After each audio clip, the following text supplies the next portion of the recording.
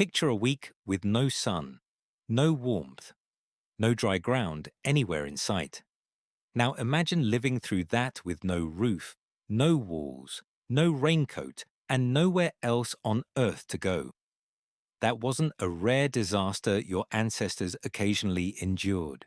For long stretches of human history, that was simply the forecast, arriving on schedule every single year.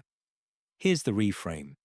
You picture ancient humans as hunters, always moving, always chasing something across open plains. But weather didn't pause for that lifestyle.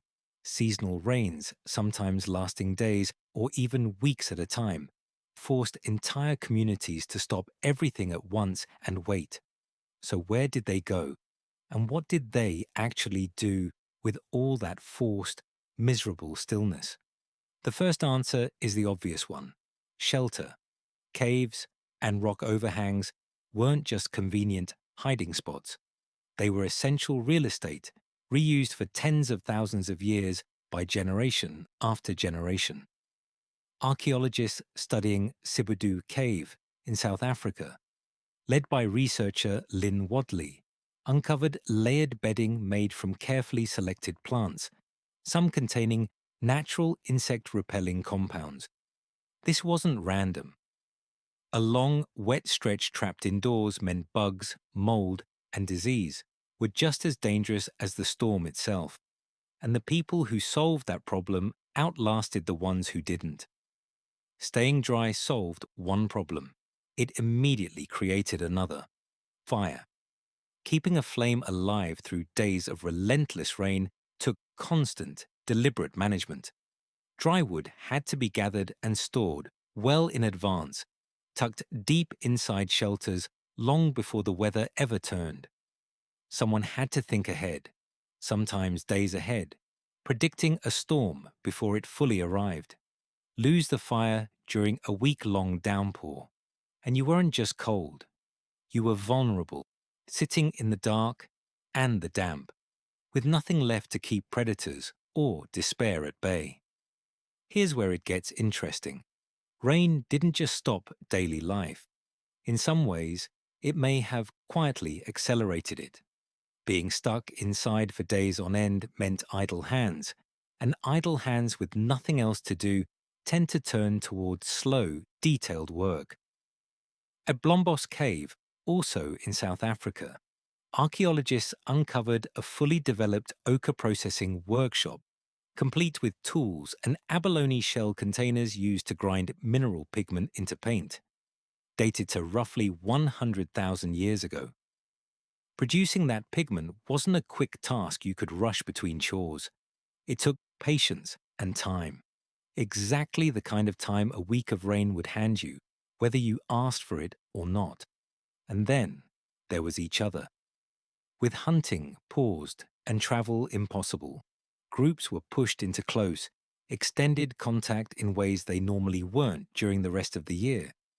Anthropologists studying modern hunter-gatherer societies, including research by Polly Wiesner on the Juhonsi people of the Kalahari, found that storytelling increases dramatically during periods when groups are confined together, especially during bad weather.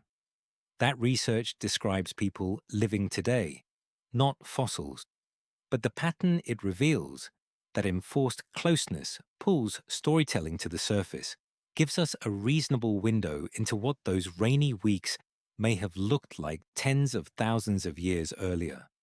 A cave full of restless people, a fire that needs watching anyway, nowhere to go.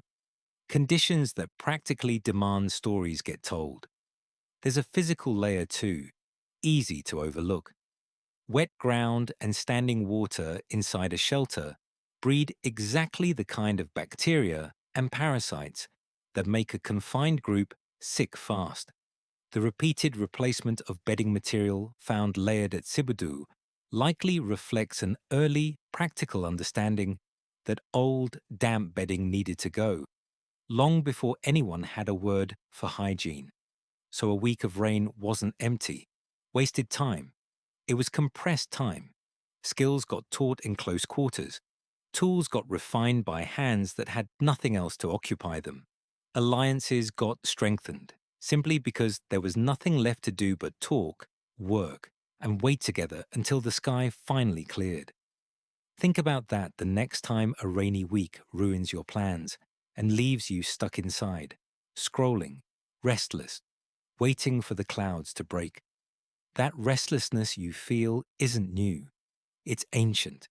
Your ancestors felt it too, trapped under the same grey sky, listening to the same relentless dripping water on stone. The difference is what they chose to do with it. They didn't just wait out the storm, counting the hours until it passed. They used it to become something more than they were before it started.